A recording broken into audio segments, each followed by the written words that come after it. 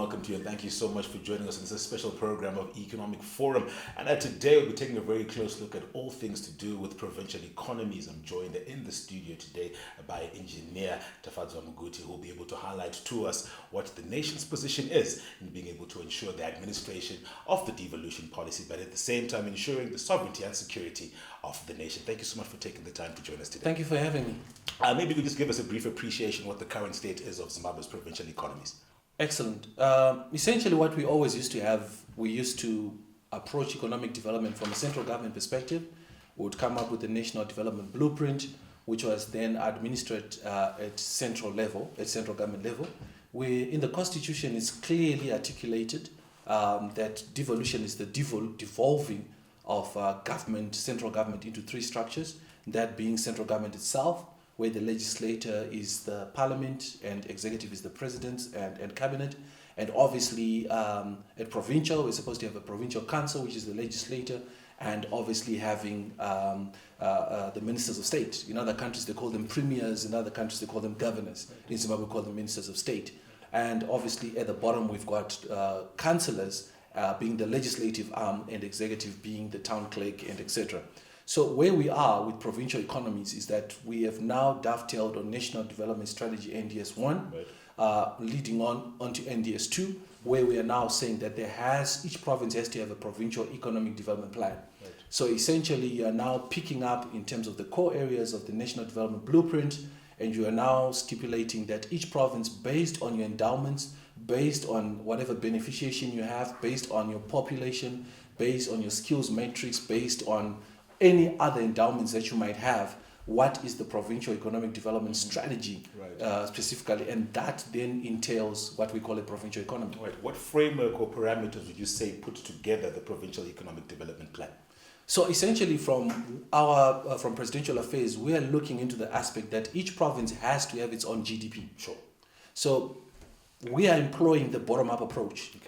As it is currently, the way we are computing our national GDP is we're working on what we can call the large counters. So we'll check what Delta is doing, we'll check what the big mining companies are doing in terms of exports, in terms of revenue, in terms of taxation. And somehow that creates almost like we can say a top approach in terms of calculation of our GDP. In Zimbabwe, unfortunately, you'd find that when we collect our stats, it's still based on the legislation of voluntary submissions.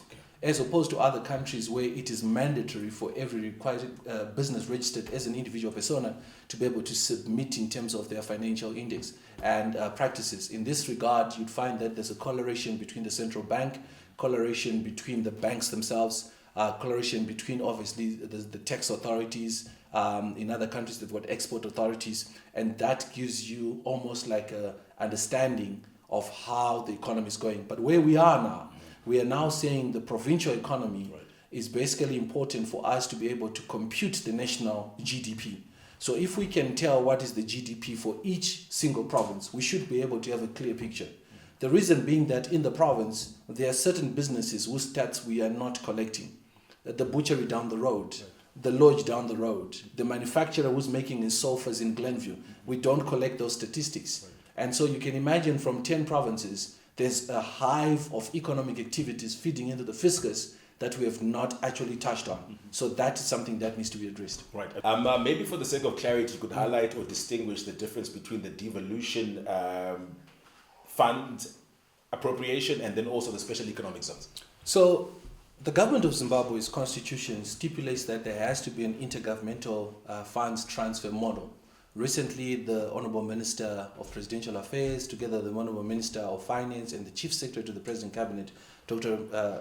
Martin Schweier, launched the Intergovernmental Funds Transfer, what we can say the manual, the framework. Essentially, we take 5% of all consolidated revenues is basically taken as devolution funds. And of that 5%, 75% is to be shared among 92 local authorities, whilst the remaining 25% of that 5% should be going to the governor's offices. So when we talk about devolution funds, we're talking specifically into all the monies collected through any form of revenue taxes. And this regard, if we collected $20 billion, 5% of that $20 billion is what we deem devolution funds. However, devolution funds do not replace the legal mandate of local authorities to be able to collect their own revenues.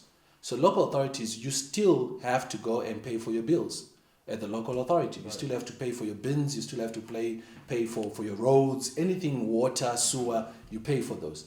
This is an edification which allows for provincial economies to grow. Right. That's why we've got strict parameters on what devolution funds can be used for. So we only allow devolution funds to be the icing on the cake for social infrastructure. Right. So we only allow devolution funds to be used on roads, rehabilitation, not development, but rehabilitation. Right. We allow also for education infrastructure. The local authority can go and build an additional block of learning for school children at high school, etc. We also allow in terms of clinics, healthcare infrastructure. We've seen in a lot of rural areas, a lot of clinics have been built. We also do allow for that infrastructure to go into what we call WASH, water, sanitation and hygiene. So you can go and drill boreholes for people, you can put sewer infrastructure and so forth. What we don't allow that money to be used for is salaries for councillors, salaries for officials, buying their vehicles and any other form. That's abuse. Right. So we are saying from their normal revenue collections as local authorities, they should be able to do their primary functions, and this just edifies onto what they're already collecting. All right. On that particular note, we'll take a short break and be right back with more. Stay tuned.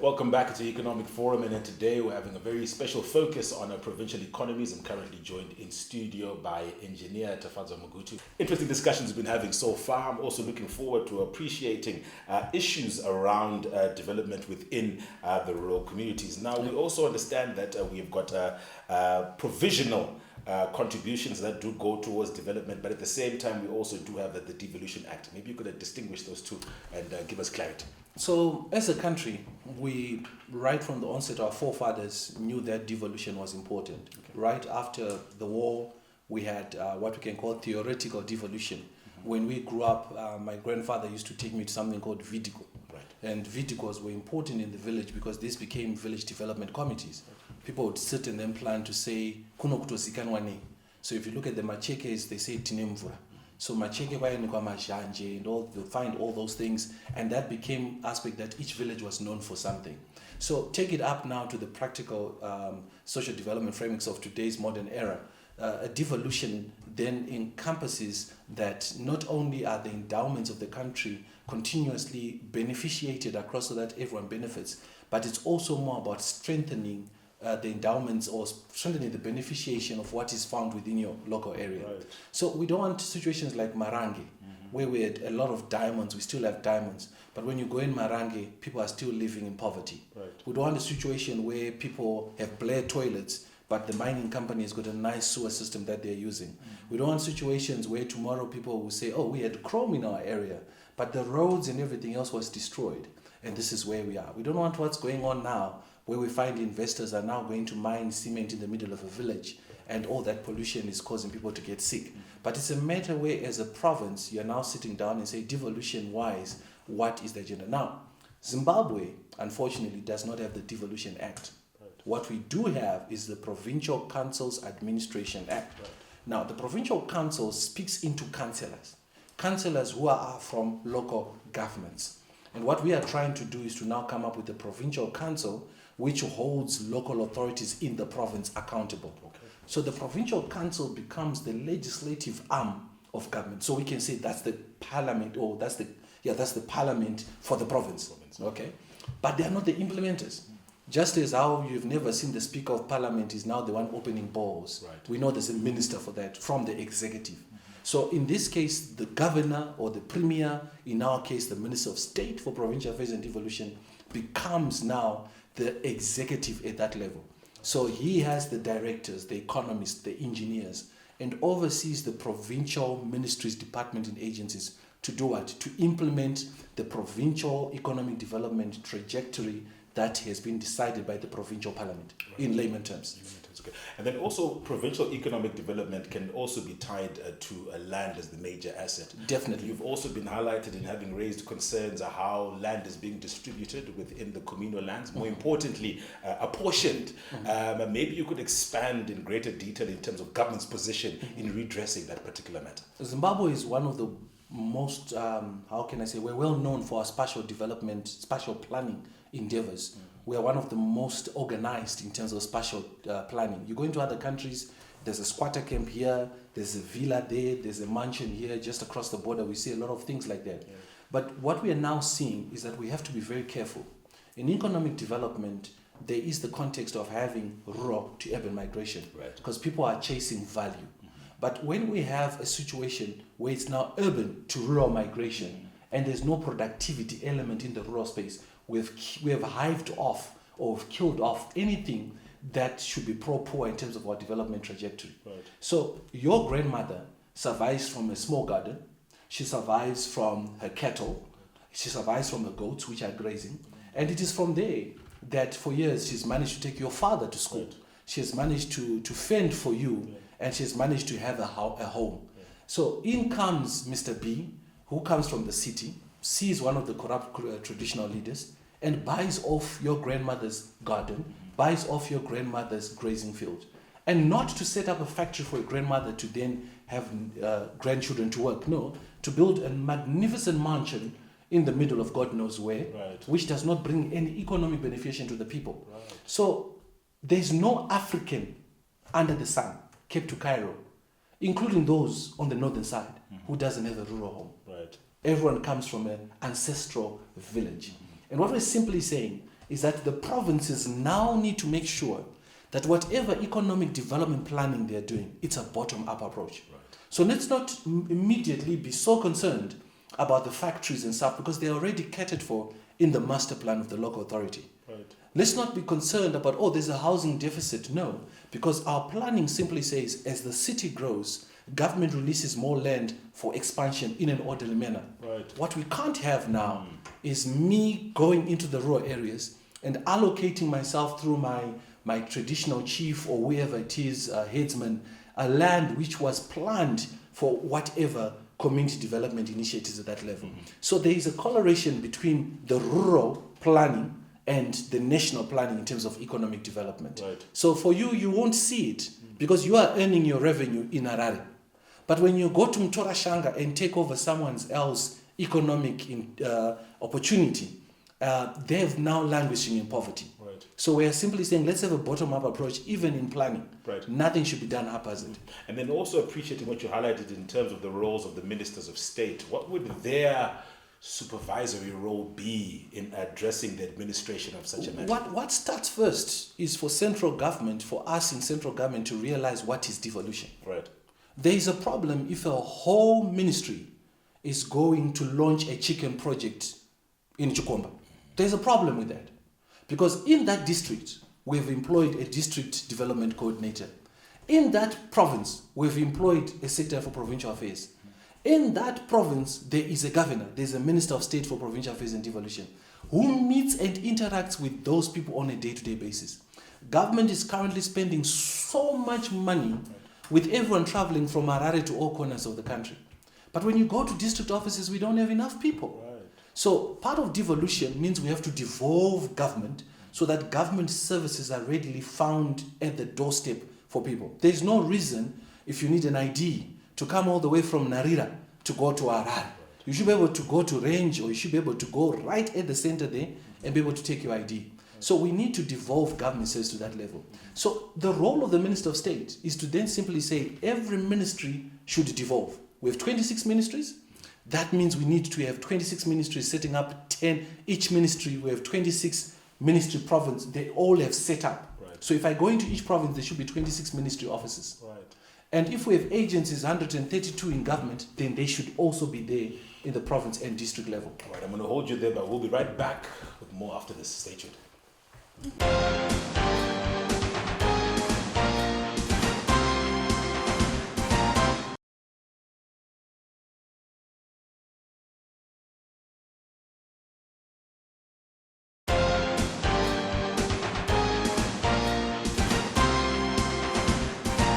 Welcome back to the third and final segment of our Economic Forum, and today we're touching on all things to do with our provincial economies. I'm currently joined in studio by Engineer Tafadzwa Muguti, who is the Permanent Secretary in the Office of the President and Cabinet. Riveting discussion we've been having so far. Now let's delve into the core of concern that comes with issues of development, the people. How do we ensure that the current matrix that government has incorporated will be able to ensure that communities directly benefit from any developmental initiatives within the communal areas? So in devolution, there's something called fiscal equalization. What other countries have done in Nigeria, for example, is that if there's oil or if there's diamonds within a particular district or particular province, they've even gone further in other countries to say a certain percentage of that goes back directly to that province, Sure. so that they can be able to develop schools, build their own roads, build their own dams and so forth, whilst the rest goes to treasury. We're not there yet. Yes. And I think this is something that Parliament will be tabled with. But Zimbabwe, as we walk towards a Devolution Act, these are some of the issues that we need to talk about. Right. Because the big question right now is that we've got timber coming out of Nyanga, and that sometimes people in Nyanga can't even get timber to build their own homes. They end up having to cause soil erosion and so forth.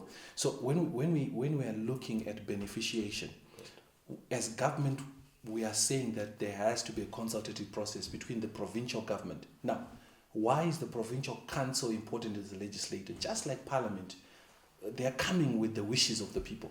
Right. So just like Parliament, they are coming through and saying, in my area, people need this. In my area, people need this. Now, why is the provincial council important? Because those councillors are directly linked, or they are basically overseeing what the local authorities are doing. Remember, the local authorities are the third tier.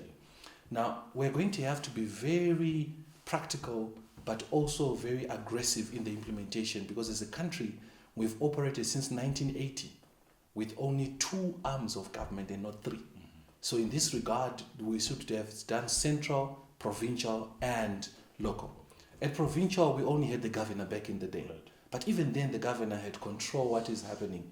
Right. At the moment, we've got runaway trains where each local authority's got their own economic development blueprint, which is not correct. They should be, as a country, where are we going? And we take that vision, we disseminate it into 10 provinces. Right. And then, as provinces, where are we going each? We take that vision, we disseminate it into 92 local authority economic development blueprints, because there's no economic activity done in space. It's all done in a ward somewhere. Right. And when and how will we see community share ownership trusts also being able to be capacitated? Because currently they do have their own challenges. We have to change our approach first. Sure. As it is, some of the complaints we're getting is people are so happy that His Excellency the President, Dr. Idi Mnangagwa, has brought about so many investments into the country. But it's very unfortunate that some people will get to know about this gold mine being opened by the President the day the President comes. Right. They just see trucks passing through their yards and they don't know what mine.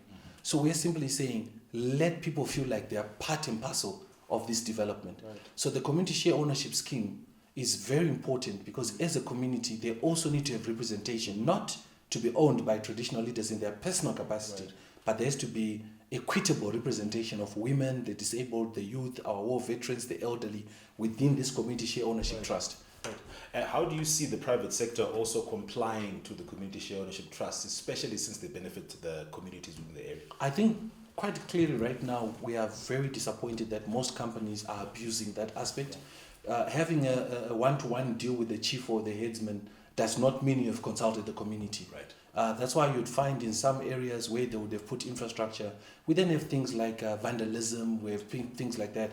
And sometimes even when they're starting their projects, they're not recruiting from local communities, they're not creating jobs for those communities. So they have to know that if you go mumushame vanu, chisanda ne vanhu vemushaimo. Right. And essentially where we are, they are going into these villages but ignoring the villagers. They need to be able to say, we have found this opportunity. But let me touch on something very important. Sure. ZIDA is the mandated government agency in the Office of the President, which does Zimbabwe Investment Development Agency. They are there to engage investors and etc. The implementation matrix for us in devolution is that at every province, in the Office of the Minister of State, there's now a Director for Economic Affairs and Investment. So we've created an investment desk which is working with ZIDA. So if an investor comes from China, Singapore, etc., they want to know about Mashingo, No need for you to all come into Harare. Right. Drive to Masvingo, sit down with the people in Masvingo. And when there are international expos for exhibitions on investment opportunities, we're now encouraging that the people of Masvingo should go overseas and market their own opportunities, Right. because they are the ones who own the endowments. So from the onset, if we're going to open a cement plant, there's been full consultations through the provincial government, but it is the provincial government which knows the challenges that the people in that area Right. are looking to alleviate through this opportunity.